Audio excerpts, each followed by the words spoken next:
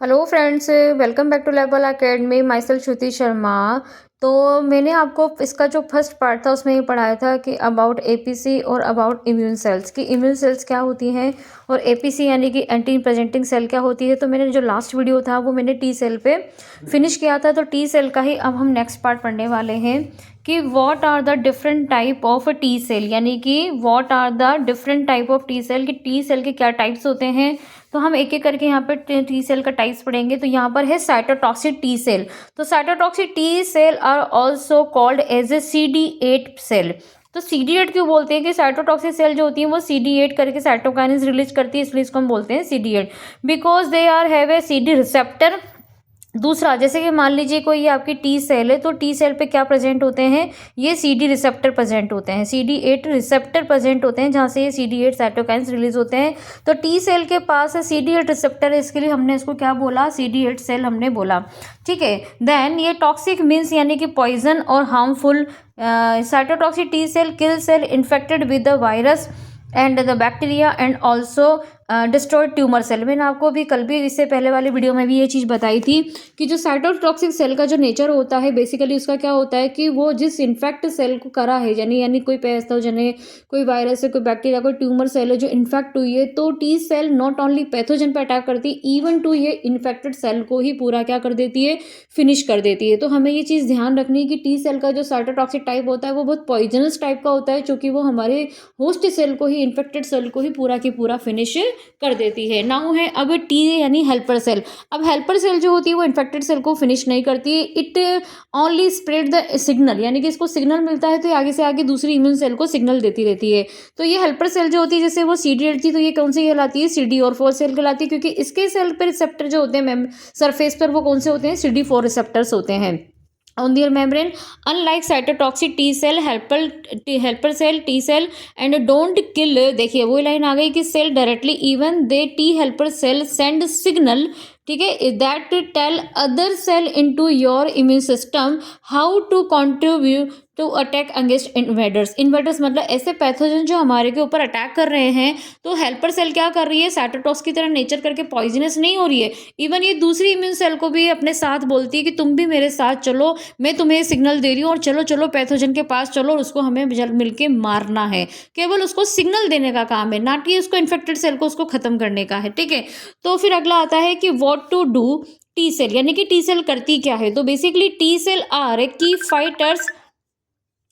की fighters in what known as a your adaptive immune system as a adaptive immune, यानी ये एक प्रकार का अडेप्टिव इम्यून सिस्टम का पार्ट है, क्योंकि पैथोजन हम बाहर से आ रहे हैं। तो जब पैथोजन बाहर से आते हैं तो ये अडेप्टिव इम्यूनिटी का पार्ट हो जाता है, क्योंकि जो भी आप एक्वायर्ड कर रहे हैं उसके अकॉर्डिंग आपका इम्यून सिस्टम क्या कर रहा है, रिस्पॉन्स कर रहा है। तो join the fight are called effector cell which is working properly and helping you of infection disease. यानी कि कहने का मतलब है कि टी सेल का काम क्या है कि कोई भी जब कोई पैथोजेंस हमारी बॉडी के अंदर जाता है तो टी सेल एकदम फाइटर की तरह काम करती है। बी सेल तो एंटीबॉडी बनाती है, लेकिन टी सेल क्या करती है, साथ में इम्यून सिस्टम के अंदर अडेप्टिव इम्यूनिटी में पार्ट लेती है और आपके पैथोजेंस के प्रति अटैक करने का काम करती है। लेकिन उसका नेचर साइटोटॉक्सिक हो जाता है कि हेल्पर हो जाता है, वो उसकी कंडीशन पर डिपेंड करता है। देन अगला आता है कि वह आर टी सेल लोकेटेड, यानी ये टी सेल हमारी बॉडी में प्रेजेंट कहाँ होती है।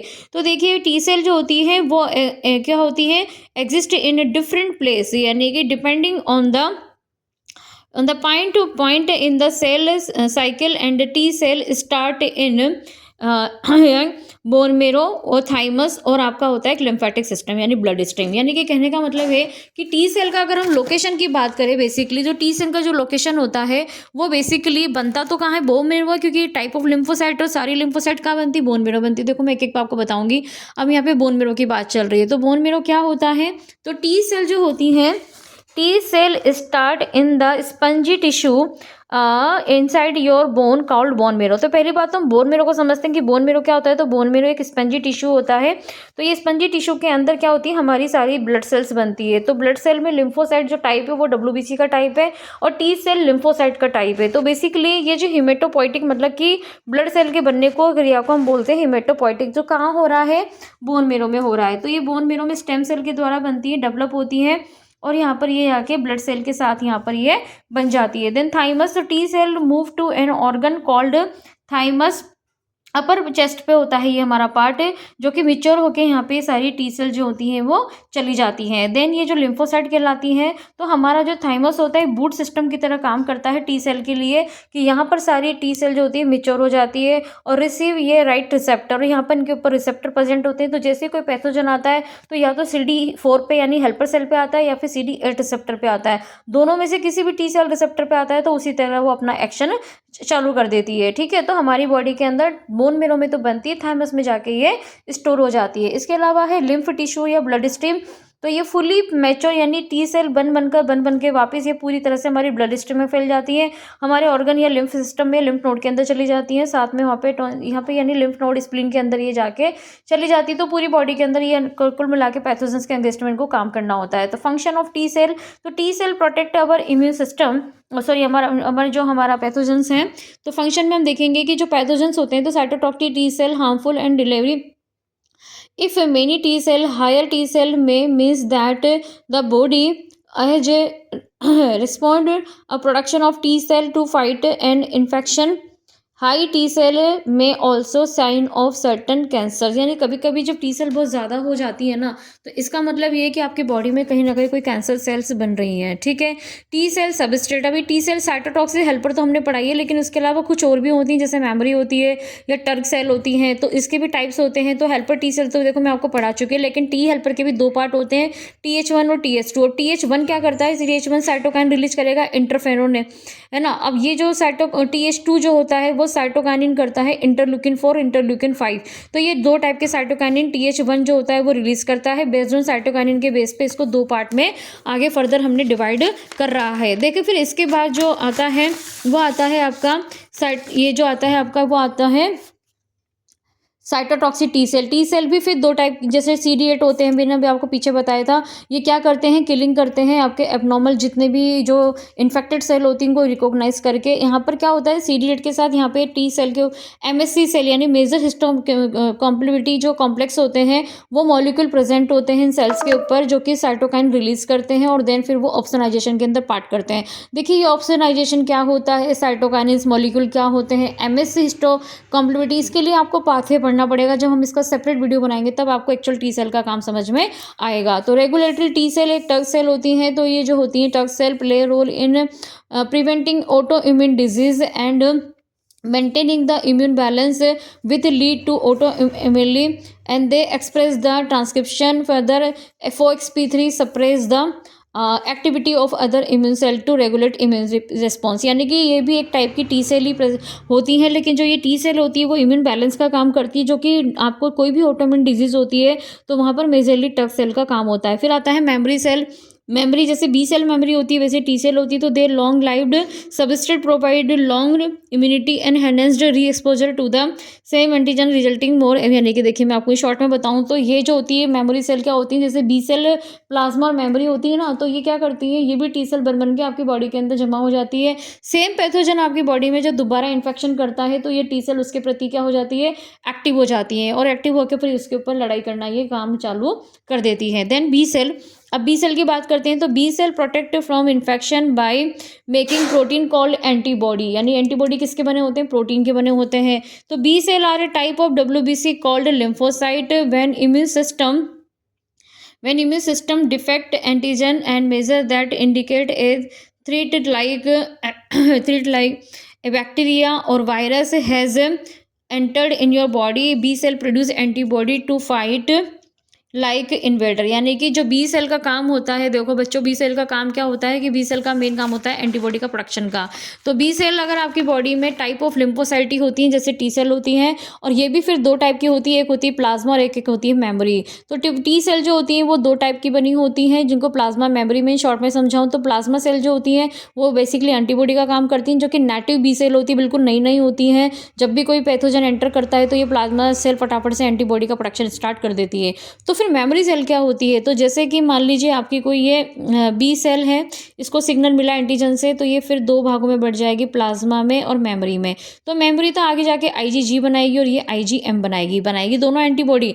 तो सेम बैक्टीरिया, मान लो किसी को टाइफाइड हुआ है, तो पहली बार टाइफाइड हुआ है तो पहली बार में तो आईजीएम बनेगा, लेकिन अगर दूसरी बार जब उसको सेम एंटीजन यानी कि उसकी मेमोरी में जा चुका है कि अच्छा इसको टाइफाइड हुआ था, तो वो दोबारा जब भी कभी किसी पेशेंट को होगा तो वो मेमोरी पहले से ही उसकी बॉडी के अंदर ऑलरेडी प्रेजेंट है बी सेल, वो फटाक से आईजीजी का यानी सेकेंडरी रिस्पॉन्स करेगी और उसके प्रति पैथोजन के प्रति लड़ाई करेगी। तो हो सकता है सिम्टम्स भी ना आए और पेशेंट वैसे ठीक हो जाए। Function of B cell, the B cell work with other cell in immune system to fight harmful invader that can activated into plasma cell and memory cell produce antibody response to antigen। basically B cell का काम आपको बताइए क्या होता है। they also play important role in memory cell that remember the antigen, वो हमेशा antigen को याद रखती है कि पहले ये कभी बॉडी के अंदर आया था। immune system which can quickly identify the fight in the future, यानी फ्यूचर में इसको पता है कि ये वाला अगर दोबारा आया तो मुझे इसको मारना है। इम्यून सिस्टम नीड टू, यानी कि देखिए पहले क्या होता है कि कैसे काम होता है इम्यून सिस्टम में। एक कोई एंटीजन प्रेजेंटिंग सेल है, न्यूट्रोफिल है, डेंड्रिटिक सेल है, मैक्रोफेज है, या जो भी एपीसी होती है एंटीजन प्रेजेंटिंग सेल जो कि सिग्नल लेती हैं, वो अटैच हो जाती है एंटीजन से। एंटीजन इनको क्या करता है, ट्रिगर करता है। देन ये ब्रेक होती है फिर स्मॉल पीसेस के अंदर, तो एपीसी फिर अटैच होती है एंटीजन के पीसेस से। देन वो एक मॉलिक्यूल रिलीज करती है एमएससी सेकंड, ये मेजर हिस्टोकॉम्प्लेमेंट्री जो सेकंड कॉम्प्लेक्स होता है। देन फिर वो आगे जाके सिग्नल देता है बी सेल को। देन फिर इस तरह से वहाँ पे क्रिया चलती है। और अब आता है कि वेयर बी सेल, तो जो बी सेल्स होती हैं ना, वो बी सेल क्या होती है, exist in different place depending on their stage of development, यानी कि इन तो यहाँ पे ये देखिए कि लीवर के में एक B cell once your bone, यानी जब आप पैदा होते हैं ना तो ये शुरू के अंदर ये लीवर के अंदर प्रेजेंट होती हैं बी सेल, मतलब फीटस के अंदर, यानी जब आप फीटस फॉर्म में होते हैं ना तब तो ये लीवर में प्रेजेंट होती हैं बी सेल, और जब आप पैदा होते हैं और जब फिर बाद में ये बोन मेरो के अंदर डेवलप होती हैं स्पंजी टिश्यू, जैसे कि मैंने आपको टी सेल के बारे में बताया है। ठीक है, तो टी सेल के बारे में तो वहाँ पे क्या होता है, हिमेटोपोइसिस, यानी कि ब्लड सेल का बनना ही वहाँ पे क्या कहलाता है, हिमेटोपोइसिस। फिर लिम्फेटिक सिस्टम में चली जाती है, जैसे टी सेल जाती है वैसे ही सेम ये ट्रेवल कर जाती है इंपॉर्टेंट लिम्फेटिक सिस्टम में, स्प्लीन और लिम्फ नोड में।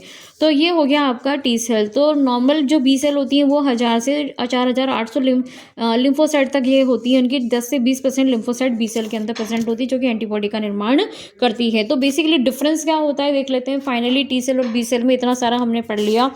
तो देखिए कि जो टी सेल होती है तो T cell send signal that control immune response helper और kill pathogens infected cell directly. Cytotoxic T cell, यानी टी सेल तो बेसिकली एक पॉइजनस हो जाती है, साइटोटॉक्सिक हो जाती है, इन्फेक्टेड सेल को किल करती है। तो बी सेल क्या करती है, बी सेल में एक प्रोटीन, यानी इसका काम है प्रोटीन, और एंटीबॉडी क्या होती है, प्रोटीन की बनी होती है।